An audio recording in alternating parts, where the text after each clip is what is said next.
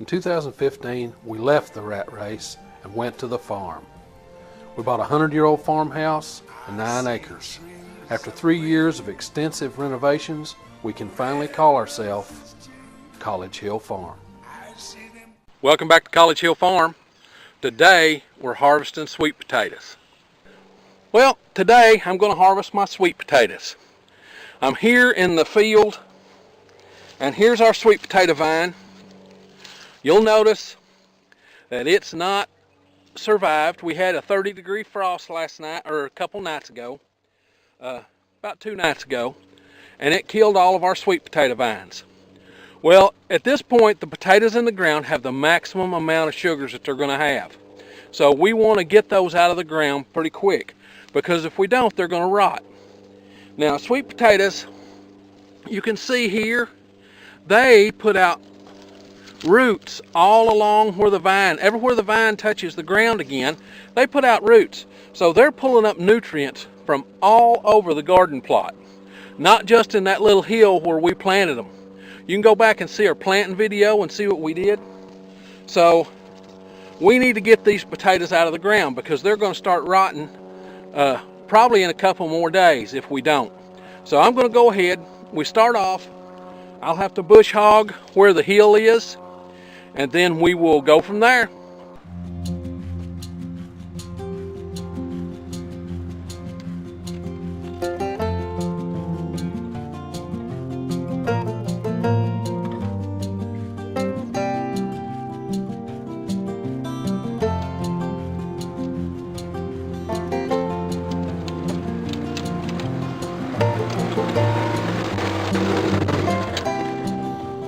Now I bush hogged pretty close. I get right on top of the ground.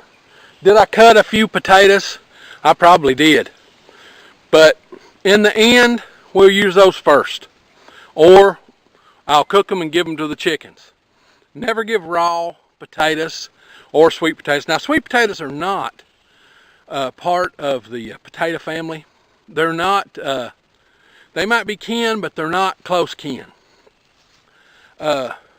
Sweet potatoes are more along the lines of morning glories than nightshades.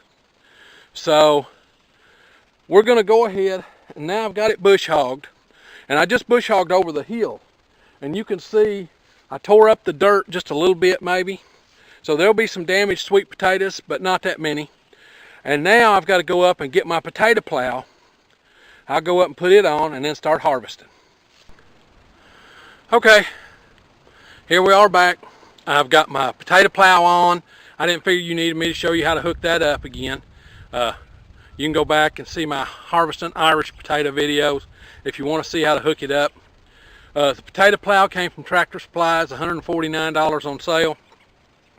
I'll give it to my grandkids. So let's get started. I'm going to plow these 2 rows and then I'll show you how I pick them up.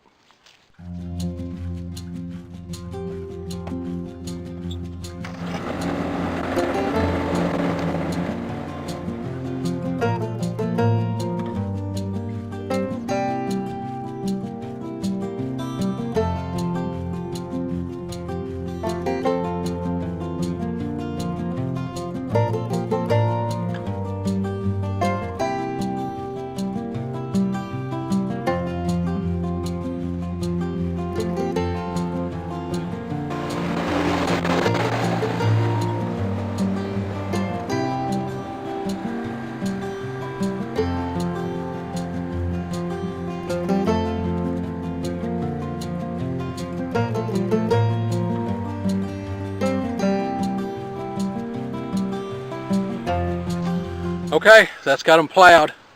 Let me show you what we're looking at. Sweet potatoes, I've never had a bad crop. They don't have any natural enemies, but you know, you could have a bad crop. I had a bad crop of potatoes this year, and I very seldom have a bad crop of potatoes. But let's look down the row and you can see what we're looking at, and then I'll show you how I pick them up.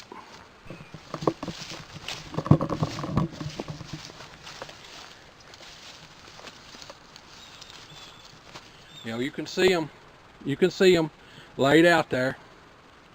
So I'll go through and pick these up and show you how to do it.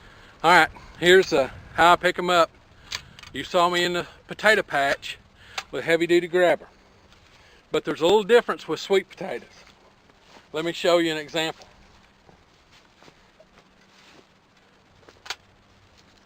Now that is going to be my average sweet potato. Not forced perspective, here it is by my head. That's going to be my average sweet potato. That baby's heavy. So I use a 5-gallon bucket. I pick it up with a grabber and put it in a 5-gallon bucket.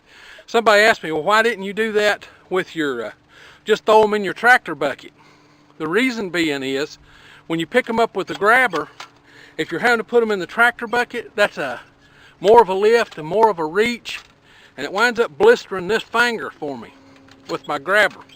And this is a back protector, so I've been having plenty of problems with my back and legs, so I try to do things the easy way and not the hard way.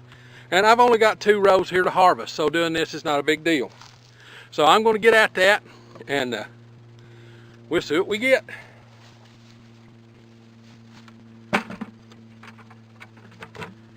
And when I get a full bucket, I just put them in the tractor bucket. All right, I'll set you up so you can see what I'm getting.